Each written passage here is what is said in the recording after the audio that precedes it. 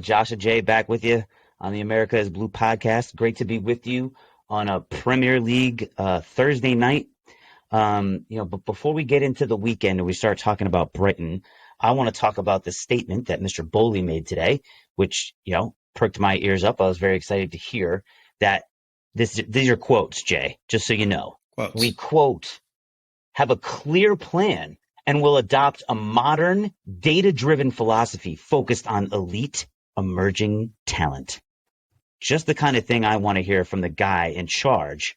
And I'm sure that you have a couple thoughts on it. Why don't you tell me what they are? Yeah, this is, I read the same thing. This is a seismic shift from the way we've done business in the past, an old world regime, right? Like we had this mentality before where, throw a bucket of excrement up against the wall and see what sticks. And what we were left with were the Timothy Bakayokos, the Baba Rahmans, these Danny Drinkwaters, these bloated fees that we threw out there for players that were never really going to have an opportunity to contribute to the team. Never should have been on the team. Then we developed this massive loan army. We never exactly recouped the fees that we had put out there. So it is music to my ears that we've taken a modern day approach. I can't speak to international sports franchises that regularly do this. I know that in the United States, with respects to many other sports franchises that have had success, this is the exact model that they've incorporated. So I am thrilled that this is the approach that we're taking. On top of this, the talent pool that we are bringing into our front office, this story just blossoms, right? So Joe Shields is official. He's joined the club. He is the co being the significant word, director of recruitment and talent. We discussed Lawrence Stewart coming over from Monaco. Christopher Vivell still on the burners from RB. Now there was a report that came out that we had approached Michael Edwards, the architect of Liverpool's most recent run, although he's on sabbatical and can't, I think he shot it down. Who knows what's going to happen there? That would be an amazing get.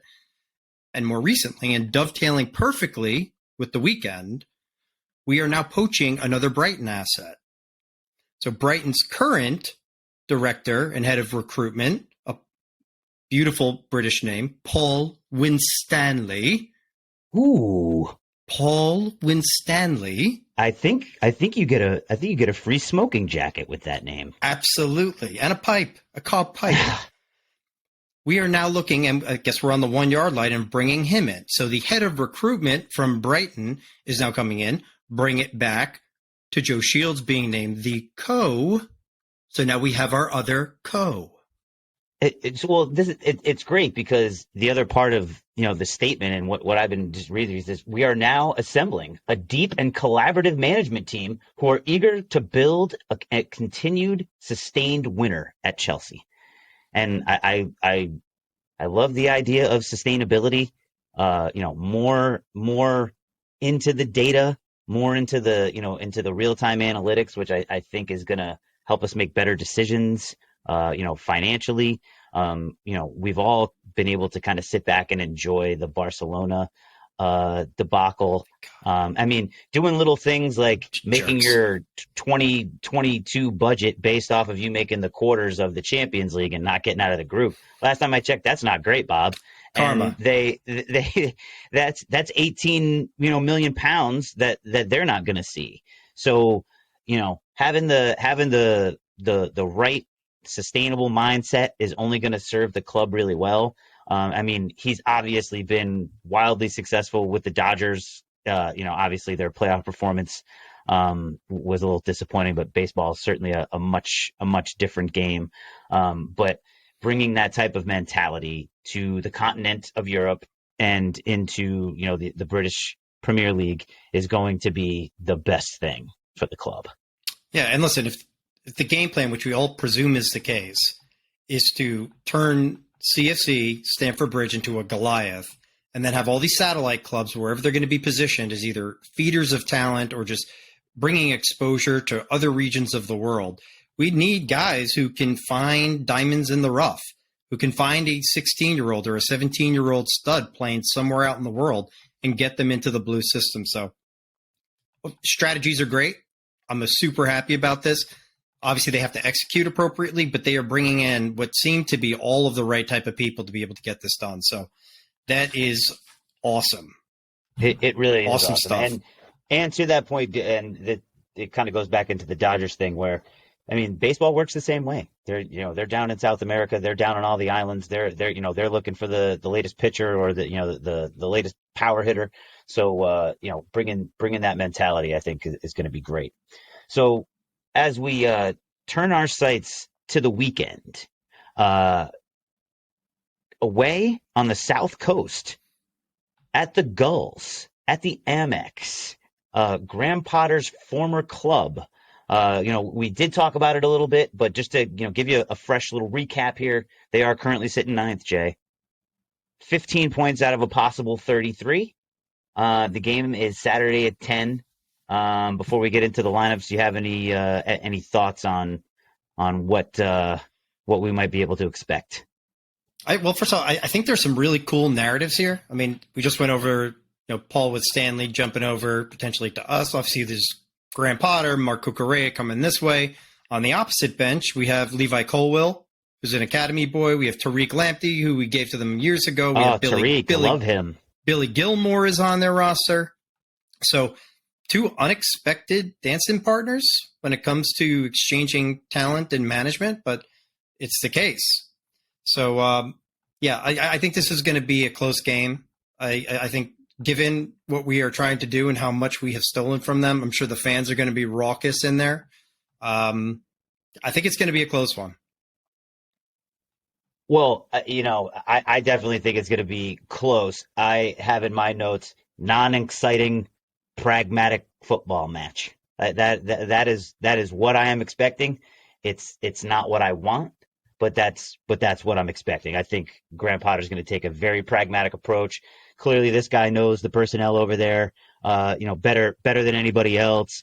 But at the same time, obviously, those guys are going to be really motivated to go out there and make his afternoon not as enjoyable as he wants it to be. So for sure. I would expect a high level of competitiveness. From those guys. And to your point, Billy, the Billy goat, that he's gonna, he's been up against those dudes in training a ton. He's gonna be very, very eager to show his worth.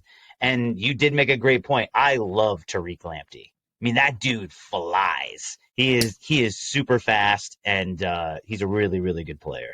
I like him too. I mean, I've watched a bunch of Brighton games recently. Me too. They haven't really been starting him a whole lot. They've been playing Webster. They've been playing Veltman. He's generally been a sub coming off the bench, bringing some energy.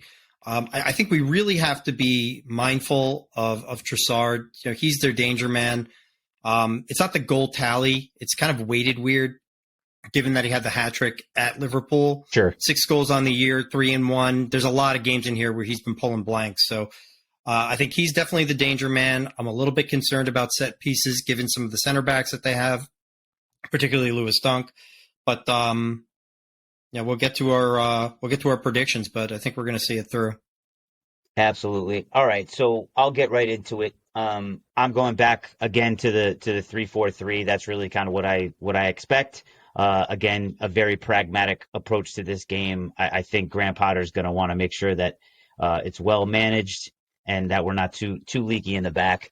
But in front of Kepa, I do have Thiago Silva. I was trying to figure out a way to get him off the pitch, but we just can't right now. Try to rotate him, especially after that knock that he took midweek. I can't believe that he popped up like that. I mean, it was just incredible. And then I have Trevor Chalobah. And again, everybody, for the record, this is what we think is going to happen, not what we want to happen. So I am going with a back three of Thiago Silva, Trevor Chalobah, and Mark Cucurella. I have the exact same. I don't know if Koulibaly is ready to get back out there. I don't think so. I also don't know if Thiago Silva's neck is broken. But I think we got it. Listen, we only have so much personnel, right? At this point, there's only so many bodies that we can throw out there. So I have the same 3 guys.